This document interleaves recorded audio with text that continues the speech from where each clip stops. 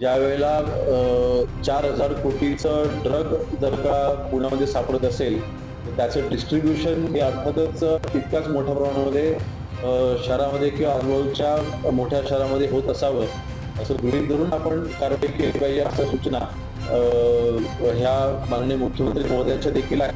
Ground लेव्हलला म्हणजे schools असतील, कॉलेजेस असतील किंवा अगदी स्ट्रीटवरती जे ड्रग कन्झ्युम केले जाते, इथे जरा जास्त अग्रेसिव्ह अजून कारवाई झाली पाहिजे.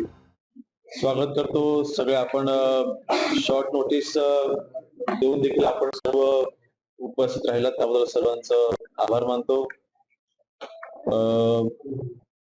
महाराष्ट्र राज्य गृहराज्यमंत्रीपदाचा पदभार पुण्यामध्ये माझा आज पहिला दौरा होता.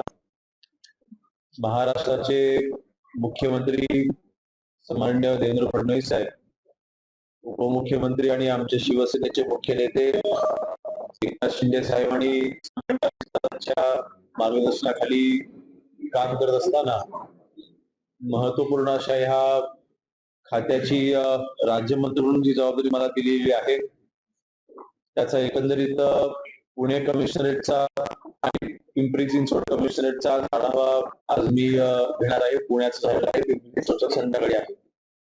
एकंदरीत जो प्लॅन आहे ह्या 100 दिवसाच्या प्लॅनची अंमलबजावणी पोलीस डिपार्टमेंट कडनं कशा पद्धतीने केली जाते या बाबतीमध्ये एकंदरीत आढावा पुणे पोलीस आयुक्त कार्यालयामध्ये जाऊन मी स्वतः घेतलाय. माननीय मुख्यमंत्री महोदयांनी ज्या ज्या सूचना पोलीस विभागाला दिलेल्या आहेत त्याची अंमलबजावणी कशी केली जाते त्याचा एकत्रित आढावा मी आज घेतला. आणि पुणे शहरामध्ये गुन्हेगारीचं प्रमाण पुणे शहराच्या कायदा सुव्यवस्थेच्या बाबतीमध्ये पोलीस प्रशासनाला शासनाकडनं काय अपेक्षा आहेत दरवेळेला आम्ही सूचना करतच असतो, परंतु पोलीस कमिशनर्स असतील, त्यांची सर्व टीम असेल, त्यांना प्रशासनाकडनं किंवा शासनाकडनं त्यांना काय अपेक्षा आहेत ह्या देखील सूचना मी त्यांच्याकडनं देखील घेतलेल्या आहेत. मी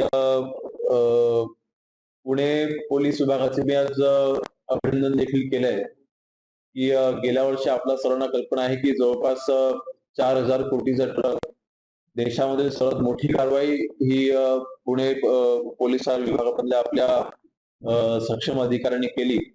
त्याबद्दल मी त्यांचं मनापासून अभिनंदन पुन्हा एकदा आपल्या माध्यमातून करतोय. ड्रग्सच्या बाबतीमध्ये मी ज्या सूचना केलेल्या आहेत त्या म्हणजे मोठी कारवाई नक्की झालेली आहे, ते अभिमानास्पद आहे, परंतु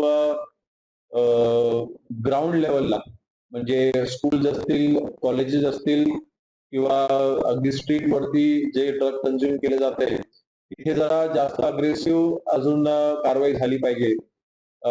जे गुन्हे 2024 ला ज्या गुन्ह्यांची नोंद झालेली आहे ती जवळपास 129 गुन्ह्यांची नोंद ही 2024 या वर्षामध्ये झालेली दिसते, परंतु ही जरा अजून मोठ्या प्रमाणात झाली पाहिजे, वाढली पाहिजे. ज्या वेळेला 4,000 कोटीचं ड्रग जर का पुण्यामध्ये सापडत असेल, तर त्याचं डिस्ट्रीब्युशन हे अर्थातच तितक्याच मोठ्या प्रमाणामध्ये शहरामध्ये किंवा आजूबाजूच्या मोठ्या शहरामध्ये होत असावं, असं गृहीत धरून आपण कारवाई केली पाहिजे अशा सूचना ह्या माननीय मुख्यमंत्री महोदयांच्या देखील आहेत आणि मी देखील आज केलेल्या आहेत. आणि ड्रग्सच्या बाबतीमध्ये कारवाई करत असताना फ्री हँड पोलीस विभागाला द्यायला काही हरकत नाही, आपल्या अधिकाऱ्यांना द्यायला काही हरकत नाही, असं मी सीपीजीना देखील सांगितलेलं आहे. एकंदरीत 2024च्या तुलनेमध्ये पुणे शहरामध्ये नक्कीच गुन्हेगारीच्या बाबतीमध्ये सुधारणा देखील दिसून येते. काही गुन्ह्यांच्या बाबतीमध्ये सुधारणा आहे, काही गुन्ह्यांच्या बाबतीमध्ये नक्कीच काही गुन्ह्यामध्ये वाढ होताना देखील दिसली आहे, परंतु एकंदरीत खून असतील किंवा अटेम्प्टेड मर्डर असतील ह्या बाबतीमध्ये चांगली सुधारणा 2023 ला जर का आपण बघितलं तर 244 गुन्हे दाखल झाले होते आणि 2024 ला 186 म्हणजे जवळपास 71 गुन्ह्यांचा तिथे आपल्याला स्लॅग दिसून येतोय. चांगला परफॉर्मन्स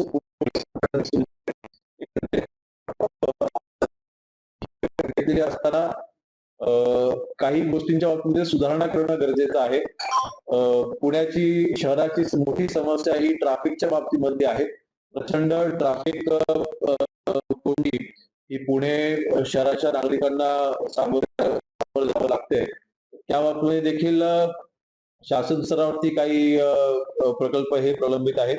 असा देखील पाठपुरावा मुख्यमंत्री महोदयांकडे मी स्वतः प्रशासनाच्या पोलीस प्रशासनाच्या वतीने मी करणार आहे आणि त्याच्यामध्ये सुधारणा करून आपण नक्कीच फरक ह्याच्यामध्ये कसा पाडतो अशा मी प्रयत्न करतोय. दुसरा विषय सायबर क्राईम. अर्थातच पुणे आता मुंबईच्या पाठोपाठ आता पुणे देखील आर्थिक मोठ्या शहर आहे. सुरुवात झालेली असताना ऍडिशनल सीपी आर्थिक म्हणजे ईडब्ल्यूचे सेपरेट आहेत, परंतु त्यांना सपोर्टिंग स्टाफ हवा आहे. त्या बाबतीमध्ये देखील सूचना मी केलेल्या आहेत. त्यांच्याकडनं पोलीस प्रशासनाकडे देखील माहिती मी घेतलेली आहे आणि जसं मुंबई कमिशनरेटच्या अंडर एक संयुक्त इमारत फक्त सायबरसाठी आणि संयुक्त इन्फ्रास्ट्रक्चर फक्त सायबरसाठी, तसं पुण्यासाठी देखील व्हावं अशी देखील मागणी मुख्यमंत्री महोदयांकडे पोलीस प्रशासनाच्या वतीने करा सूचना. एकंदरीत पुणे कमिशनरेटच्या बाबतीमध्ये योग्य त्या उपाययोजना करण्यासाठी व कायदा सुव्यवस्थे असेल किंवा शासनाच्या वतीने ज्या ज्या गोष्टी पुरवायच्या आहेत त्या मुख्यमंत्री महोदयांपर्यंत पोहोचणार प्रशासनाच्या वतीने करा सूचना. एकंदरीत पुणे कमिशनरेटच्या बाबतीमध्ये योग्य त्या उपाययोजना करण्यासाठी व कायदा सुव्यवस्थे असेल किंवा शासनाच्या वतीने ज्या ज्या गोष्टी पुरवायच्या आहेत त्या मुख्यमंत्री महोदयांपर्यंत पोहोचण्याकरता म्हणजे आज राज्यमंत्री एवढी म्हणून नक्कीच माझ्याकडनं ते काम केलं जाईल असं आश्वासन मी पोलीस प्रशासनाला केलेलं आहे. एकंदरीत पुणे पोलिसांच्या बाबतीमध्ये जे काही मागच्या कालावधीमध्ये बदनामी करण्यात येत होती की कोयता गँग ऍक्टिव्ह आहे किंवा पुणे शहरामध्ये गुन्हेगारी वाढते वगैरे, एक भीतीचं वातावरण देखील त्याच्यामुळे कळत न कळत तयार झालं होतं. तर आपल्या मार्फत नक्कीच मी सांगू इच्छितो की 2023 आणि 2024 जर का आपण तुलना केली तर खास करून जे काही खून झालेले आहेत किंवा अटेम्प्टेड मर्डर आहेत किंवा दरोडे आहेत अशा सगळ्या गुन्ह्यांमध्ये जवळपास 24%, जवळपास 50% गुन्हे कमी झालेले आहेत. त्यामुळे मला वाटतं ह्या देखील गोष्टी आपल्या सर्वांच्या मार्फत एक महाराष्ट्राच्या जनतेपर्यंत पोहोचाव्यात अशी आपल्या सर्वांना विनंती आहे. आपण म्हणतात कोणता घेऊन ऍक्टिव्ह नाही, परंतु शहराच्या दर 8 दिवसाला 2 ठिकाणी कोणत्या केली जाते. नाही, ती विचारणा मी देखील पोलीस प्रशासनाला केली. कोयत्यांच्या बाबतीमध्ये जे काही गुन्हे होतात कुठली एकच गँग आहे अशातला भाग नाही. जे काही रायव्हलरीज अगदी स्टेट लेवलला किंवा त्याच्या पातळीवरती होतात त्यामध्ये वापर केला जातो, परंतु अशी कुठलीही गँग ही अशी एखादी गँग आहे जी वर्षानुवर्ष ऍक्टिव्ह आहे किंवा कोयता म्हणून असते असं गँग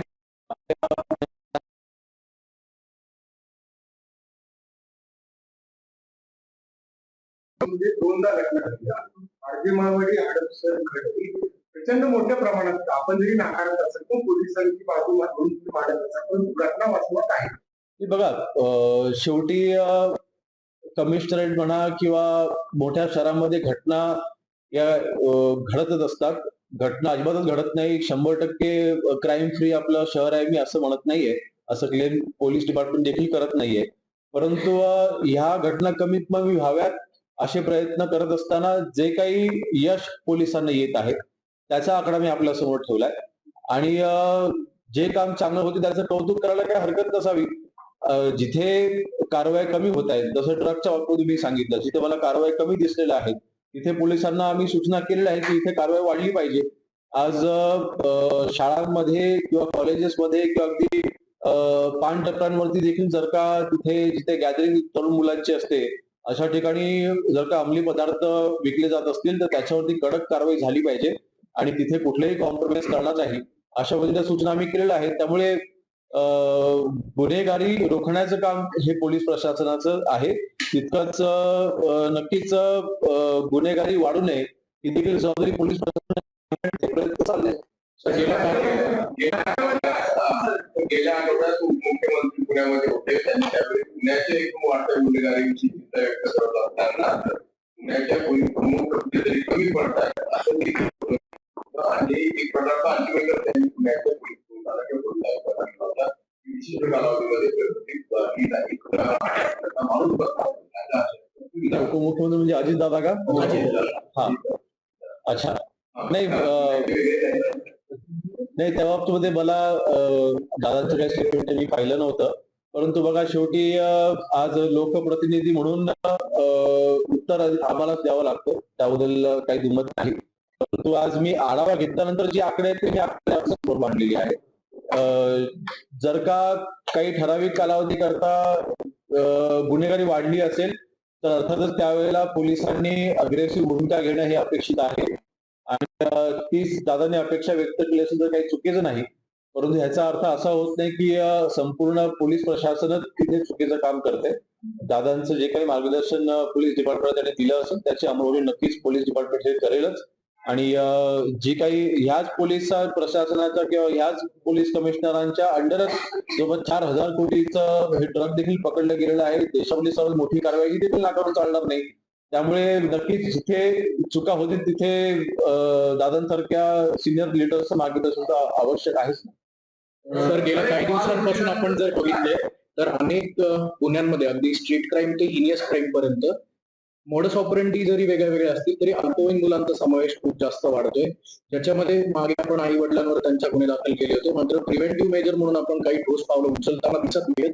याच्यावर आपण काही ठोस उपाययोजना मी सीपीना मी ह्या अशा सूचना केलेल्या आहेत की स्कूल्स आहेत, कॉलेजेस आहेत, इथे रेग्युलर सेमिनार्स पोलीस अधिकारी घेऊन डीसीपीनी स्वतः ह्या सेमिनार मध्ये ऍक्टिव्ह व्हावं आणि पालकांना सोबत घेऊन हे सेमिनार झाले पाहिजे. कारण जे काही ऍक्टिव्हिटी स्कूलमध्ये एनजीओच्या किंवा पोलीस प्रशासनाच्या वतीने होतात त्याबद्दल टार्गेट पूर्ण करण्याच्या वतीने होता कामा नये. त्या इफेक्टिव्ह व्हायच्या असतील तर तुम्ही खास करून ड्रग युजच्या बाबतीमध्ये देखील, कारण तरुण त्याच्याकडे जास्त ओढला जातोय, पालकांनी कॉलेजेसमध्ये स्कूल्समध्ये ह्या ऍक्टिव्हिटीज करा अशा सूचना मी पोलीस प्रशासनाने केलेल्या आहेत.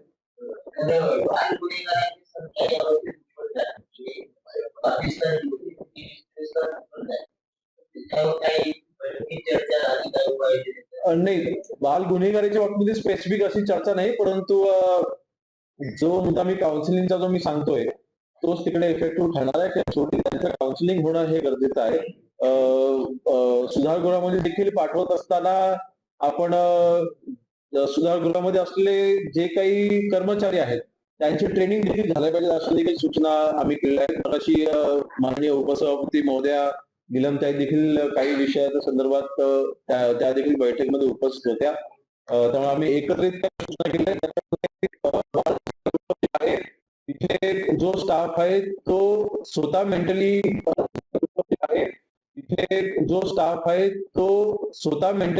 आहे का त्या अशा मुलांना सुधारण्यासाठी त्यांची देखील ट्रेनिंग झाली पाहिजे. काही एनजीओ आहेत जे याच्यामध्ये अतिशय उत्तम काम करतात, त्यांना अजून जास्त इन्व्हॉल्व्ह करून घ्या अशा आपण सूचना केल्या, जेणेकरून हे आपलं प्रिव्हेंटिव्ह ऍक्शन म्हणून ह्या गोष्टी आपल्याला करता येतील. पोलीस आयुक्तांनी काही अनेक मागण्या केल्या असतील स्टाफ बद्दल किंवा इतर, त्या काय मागण्या होत्या आणि पोलीस आयुक्तांनी इतर पोलीस अधिकाऱ्यांनी तुमच्यासमोर काय म्हणून एक ट्रॅफिकच्या बाबतीमध्ये additional CP specifically for traffic हे असले पाहिजे, ऍडिशनल सीपी आणि डीसीपी.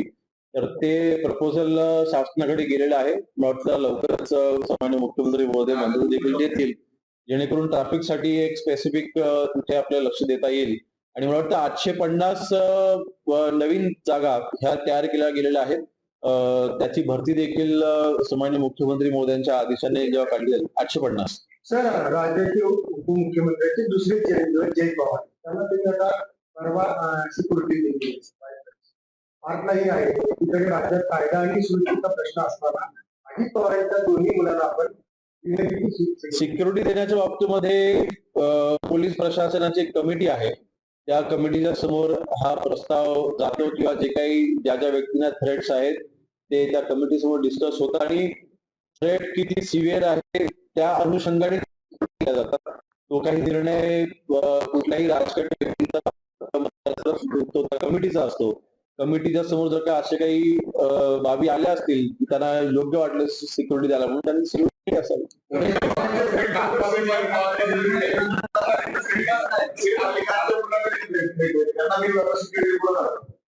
नाही, सैफ अली खान थ्रेट असेल तर त्यांनी त्या बाबतीमधली कुठलीच माहिती पोलिसांपर्यंत त्यांनी कधी आजपर्यंत मागणी केली नव्हती. जी घटना घडली मी काल देखील त्या बाबतीमध्ये उल्लेख केला होता की हे फक्त हा फक्त एक चोरीचा प्रयत्न होता. जी कोण व्यक्ती होती असं कुठल्याही गँगचा भाग वगैरे तो भाग आहे किंवा सैफ अली खान यांना अगोदरपासून त्यांच्याकडे धमक्या वगैरे येत होत्या किंवा थ्रेट होता असं कुठलाही भाग नव्हता. त्याला वेगळं वळण काल विरोधी पक्षामध्ये काही नेत्यांनी द्यायचा प्रयत्न जरी केला असला तरी सुद्धा त्याच्यामध्ये कुठलंही तथ्य नव्हतं. त्यामुळे जर का नक्कीच त्याचं आकलन त्या समितीमार्फत केलं जाईल, सैफ अली खान यांना वाटत असेल की त्यांच्या जीवाला अजून धोका आहे तर नक्कीच त्यांनी त्याची मागणी ही योग्यरित्या प्रशासनाने पोलीस प्रशासनाकडे करावी. त्याचं जे काही रिव्ह्यू घेऊन योग्य तो निर्णय घेतला जाईल.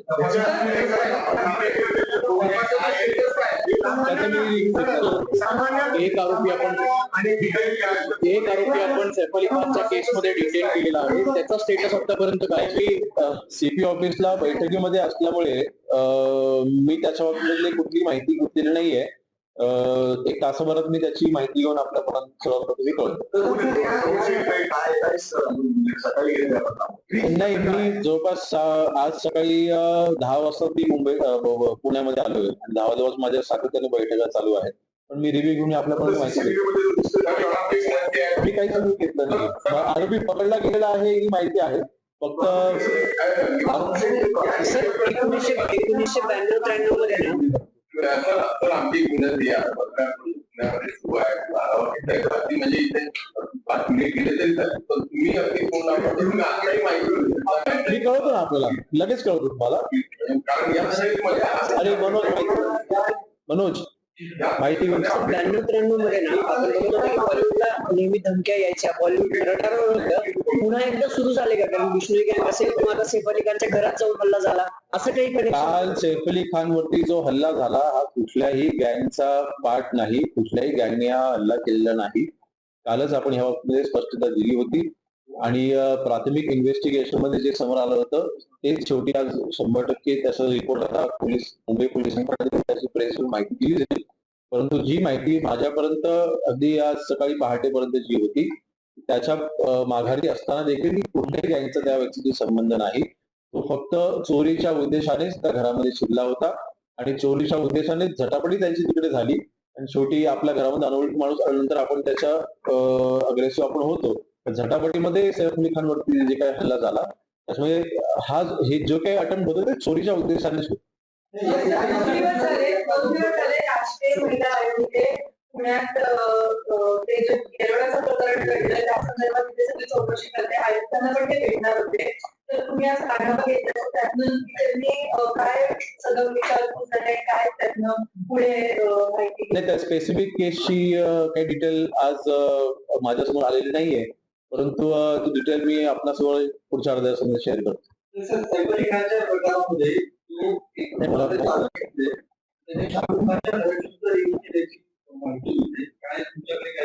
नाही, कालपर्यंत तरी अशी कुठलीही माहिती पोलीस प्रशासनाला नव्हती की त्यांनी अजून कुठल्या कोणाची रेकी वगैरे केलेली होती वगैरे असं काही. परंतु नक्कीच जर का त्याला आता त्याचं इन्व्हेस्टिगेशन त्याची चौकशी केल्याच्या नंतर तो सैफ अली खानच्याच घरी का गेला किंवा त्याने ते तिथेच अटेम्प्ट का केलं का अजून कोणाच्या घरी का गेला होता त्याची सगळी माहिती समोर आपल्याला दिली जाईल ना.